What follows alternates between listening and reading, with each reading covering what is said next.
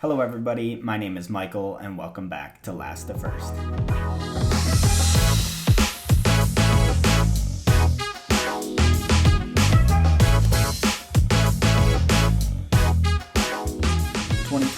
Is here and I'm back after a hiatus of about a month. Started a new job, so it's been pretty crazy and hectic, but I'm looking forward to getting started with the new year on a positive route, on a positive note, and I've got lots of things planned for the year, getting super excited for the upcoming season, so I figured I would start with some way too early 2024 predictions. Long before any type of testing or anything like that. So it's all for fun. Who knows what it's going to be at the end, but let's get into it, shall we? So starting out, I wanted to go with the constructor standings first, and then I'll have a separate podcast with my driver predictions as well. But starting with 10th place for the constructor standings, I am going with Haas. I think the Haas model is seemingly getting more and more outdated. It's really a true customer team, and it's almost impossible in today's day and age of Formula One to be competitive as a customer team. I mean, they're super reliant on Ferrari doing well, which is a tough ask, generally speaking. And even if Ferrari is doing well and they're providing good parts to Haas, it still requires Haas to build other good parts that they don't get from Ferrari and really implement it all into one package. And Haas really hasn't been able to do that for several years. Even this year, after putting all their eggs in one basket, it seemed to not do so well for them. But yeah, they're just so limited in what they can do because of all the parts that they're getting from Ferrari that I just can't see them going farther than 10th. I mean, they haven't shown much of any progression, and I think they're starting to get left behind in this new franchise model. Really doesn't seem to, the Haas model really doesn't seem to fit with getting parts from other teams as much as they do.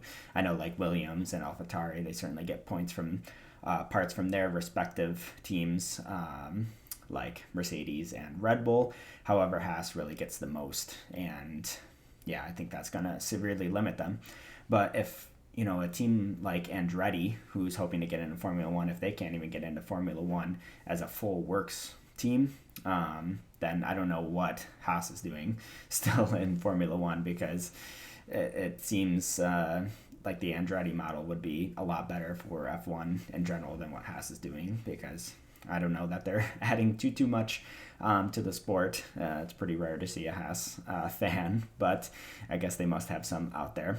But either way, back to the competitiveness of Haas, they were operating at the budget cap last year, yet they only seemed to bring one major upgrade, and that upgrade did not propel them forward at all. They didn't seem to understand it. They spent all their time and money on that one upgrade. It failed, and yeah, it just didn't work. So I don't have too much faith in them going into the 2024 season, just based on recent history. I don't see what they're going to do differently this coming year to be any more competitive than 10th. And at number 9, I'm going with Sauber, or should I call them the Kickstake F1 team, or now just the Stake F1 team? Nobody really knows. I guess it did finally get announced that they're just the Stake F1 team, which is really quite the name for a Formula One team. I already miss Alfa Romeo, and I'm looking forward to Audi's takeover in 2026. But nonetheless, I think they're going to finish in 9th. I think they'll still do better than Haas, but kind of similar to Haas, they just haven't shown any type of major improvements over the past couple years.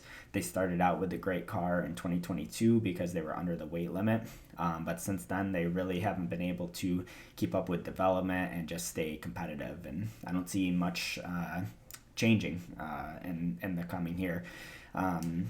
The kind of allure of this Audi project, I feel, is starting to dwindle down a bit, not only because of Sauber's poor performance over the past few years, but also all the rumblings of Audi potentially pulling out or being behind in their development.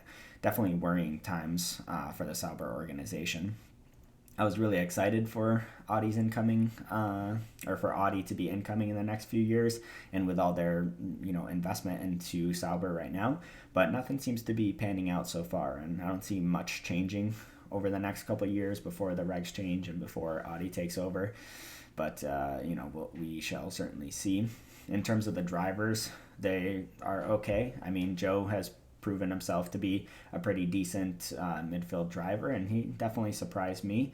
But Bottas, on the other hand, he's been a bit disappointing since he left Mercedes. I feel like he is definitely cruising through his career, kind of like Raikkonen did in the last few years. But I think Bottas is going to be a bit more competitive this year. I think he realizes that he can't just cruise along and get contracts. I think he's going to try to be a bit more aggressive and try to be a bit more competitive this year because he really wants in on the Audi project.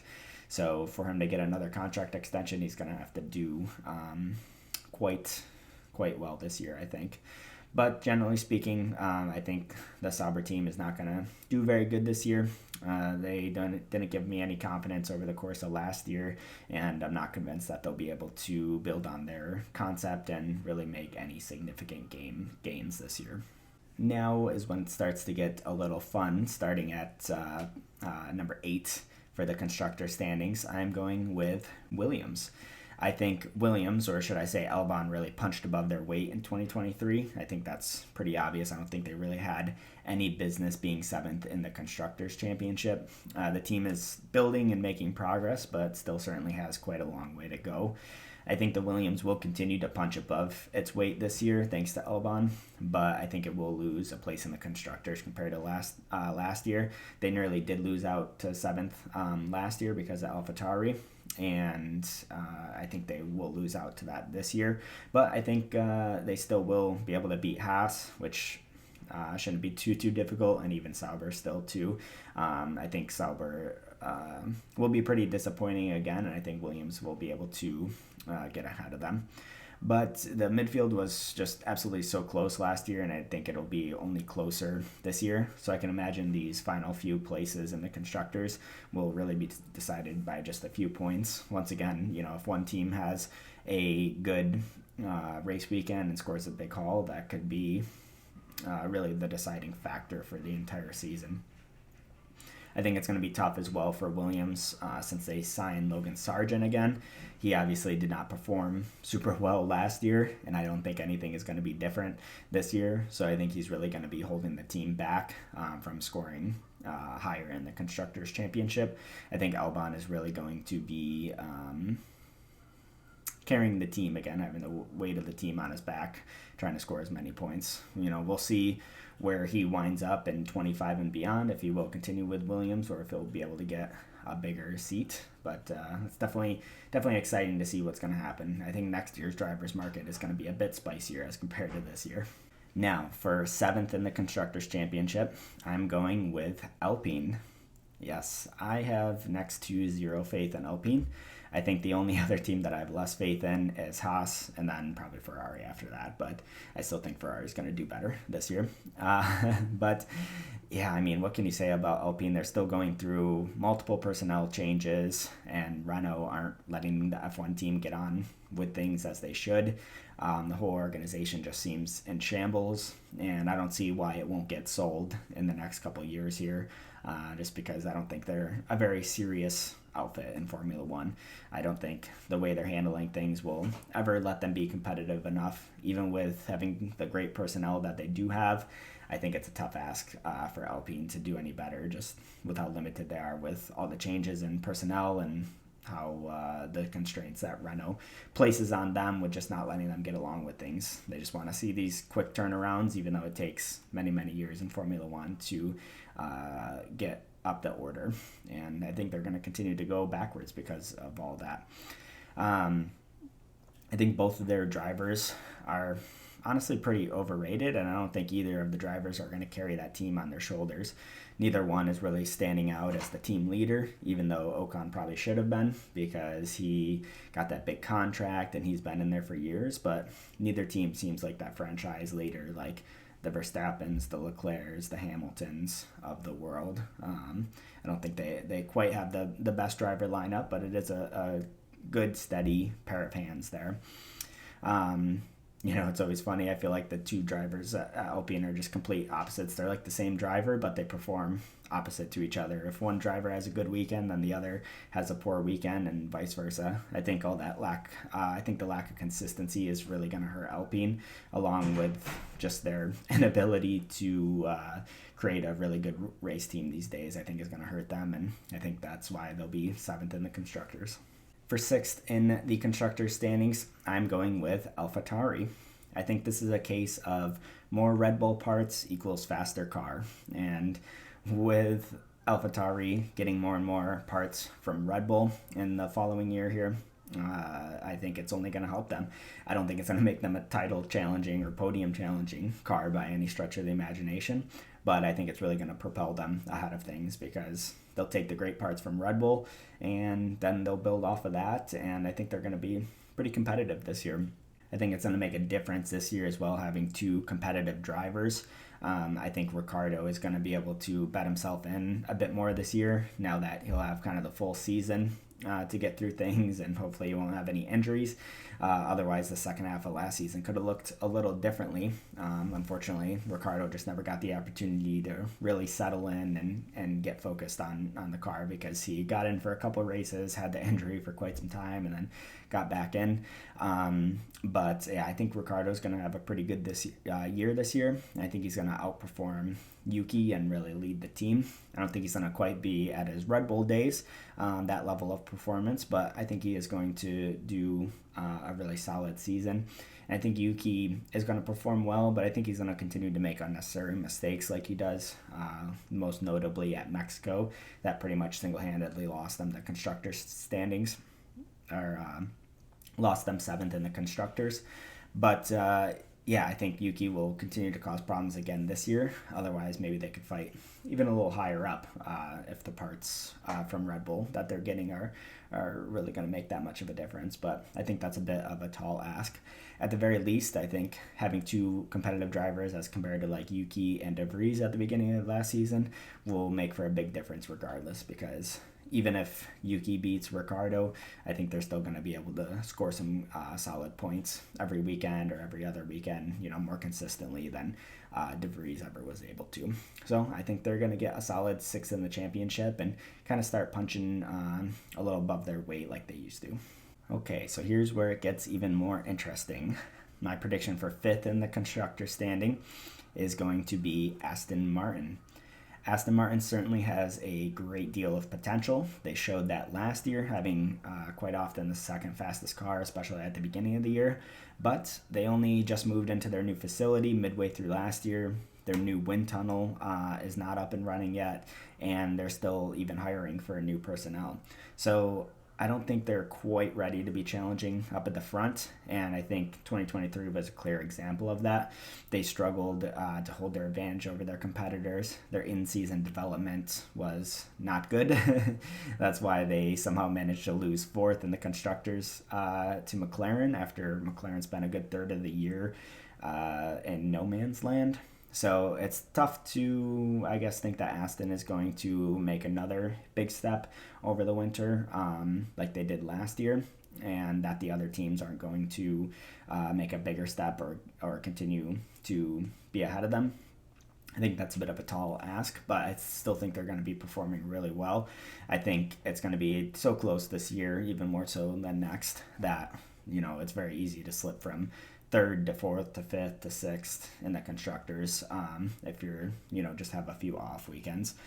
So I think Alonso will perform at a very high level again, and he's going to drag the car where it probably shouldn't be. But I think once again Stroll will kind of drag the team down with his inconsistency and his poor performances, and I think that certainly won't help them in the constructors.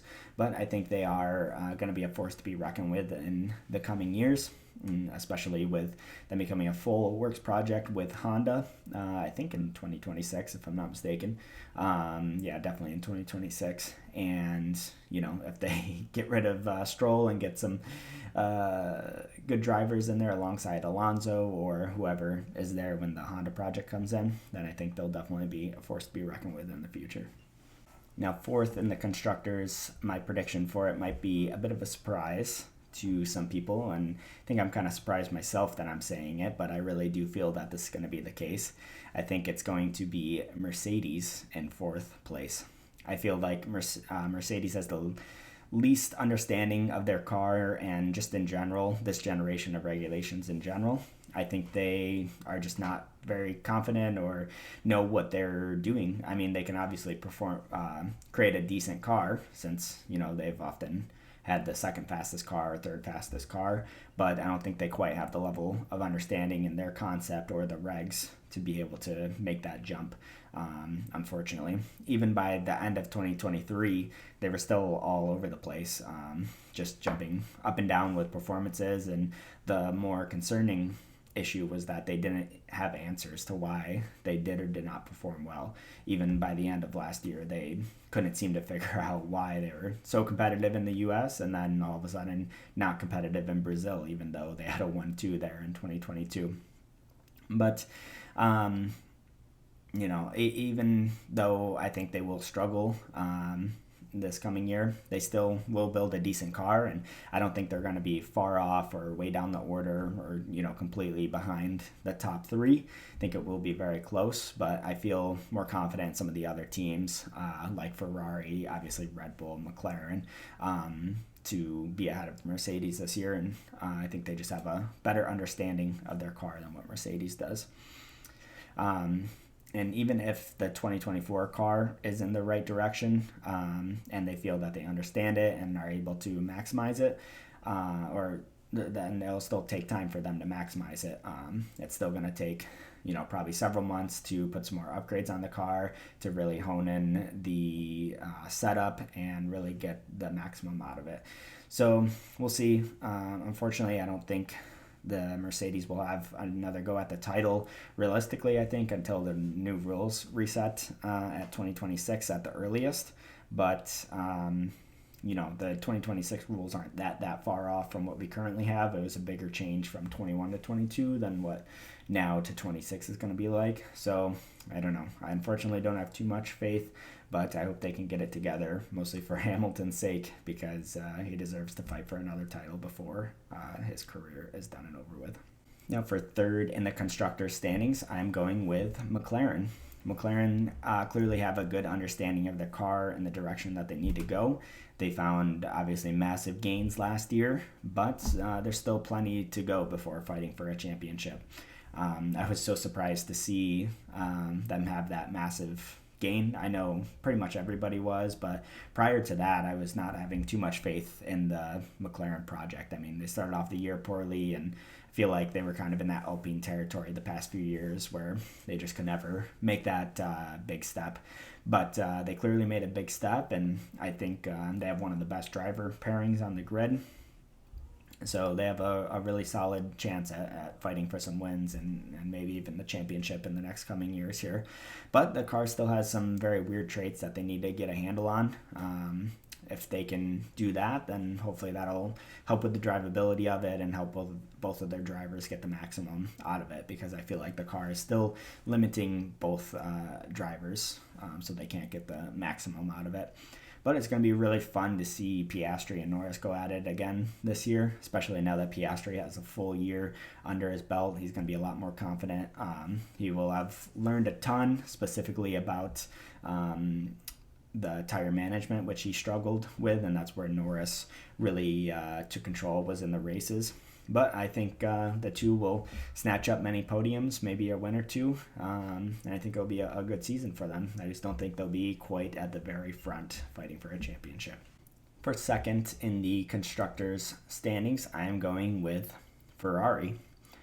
Yes, I know it's tough to have too much faith in Ferrari given the last decade or so of how they've been performing, but I feel like other than Red Bull, they have the best understanding of their car and the direction that they need to go. Maybe at the beginning of the year I wouldn't have said that, but towards the end, I think they really sold me on how confident they're feeling and how they feel like they really understand the car. They're making some really big changes to it, to the concept in general, and I don't know, it just feels like they have a better understanding of the direction and the concept than what some of the other teams around them do. I think, McLaren's certainly getting a good understandings, but I still think overall they're a bit more behind Ferrari just in terms of their concept and understanding where they need to go. But I think it will be quite close between those two. As of recording right now, the Ferrari pair don't have new contracts, but I'm sure those two will get renewed, and I think that's only going to help the drivers be more comfortable, and it's going to help them be performing well. They're not going to be stressed about the contracts. They'll have that secured, and I think they're going to want to really put on a show for the year and try to fight for wins and podiums and hopefully a championship to make it interesting. I don't quite have faith in Ferrari to build a title-challenging car, but I think they will be Red Bull's biggest competitor. And I can imagine it kind of going similar to 2022, but in like the opposite direction, where I think Red Bull will really start out strong, and then Ferrari will start to peel away at them a bit later in the season. But I would love to see Leclerc and Verstappen battling it out again and throw in Norris there too, and it'd be really exciting. So let's see if Ferrari can pull something out of the bag. Lastly, of course, I have to go with Red Bull for first winning the title again. I think it's almost impossible to bet against them. I mean, they were so dominant last year, and even by the end of the year, other teams weren't really catching up. Normally, by the end of the year, other teams will have made some progress, and you think, oh, maybe there's some hope, like 2022 with Mercedes getting a 1-2 in Brazil, and, Ferrari still being pretty high up there as well. But this year I feel like Red Bull's advantage only increased throughout the year when they weren't exactly developing and the other teams were trying to develop their cars and make progress. So I think that's definitely a scary proposition there, especially with Red Bull having aero restrictions and limited on the budget cap because they're overspending in 21. They barely did any developments throughout the year. So with full aero capabilities and the full budget, I think it's scary to see what they will do this year. At the very least, it's almost impossible for them to be more dominant than 2023 since they won all but one race and were nearly perfect. So that's the bright side at least. But key word is that it's almost impossible. So can't wait for them to win every single race this year. But regardless, I think they will win both titles fairly easily, but I don't think it will be nearly as dominant as it was last year. I think other teams will pick up more wins and more podiums this year. And like I mentioned before, I think Red Bull is going to be very strong to start the season out because they still do have that massive advantage. But they have been speaking on some diminishing returns. So I can imagine throughout the year, the other teams are going to start to catch up more as Red Bull starts to hit more of a ceiling in these regulations. But we can only hope for a title challenge to Red Bull just for the sake of the sport and for the interest of it. Let's hope and see what happens. Lastly, I wanted to give one bold prediction for the Constructors Championship for the teams in general. And my prediction is that 4 different teams will win a race throughout the year. I hope that is the case. I think that would make for quite the fun season. But yeah, I think it's going to be really close this year, even though there will be one particular team that does wind up on top pretty handedly. I think it will change up a little bit more this year, and there will be a few different teams winning because I think it will be so close. So let me know what you guys think. Regardless, I'm looking forward to the 2024 season. It's always probably the most exciting time of the year. The cars aren't on track yet. We don't know what the competitive order is going to be like. You never know. One team could do a massive leap like McLaren and surpass Red Bull, or maybe for some reason Red Bull could fumble the bag or just not get as much performance as they wanted. You never do know in sports. So until we see the final pecking order in Bahrain, I will be excited and I will see how true or not true my predictions end up being. Either way, look out for more content from me. I'll be bringing you the driver predictions here shortly as well. And let me know what your predictions are as well. Either way, I'll see you guys in the next one.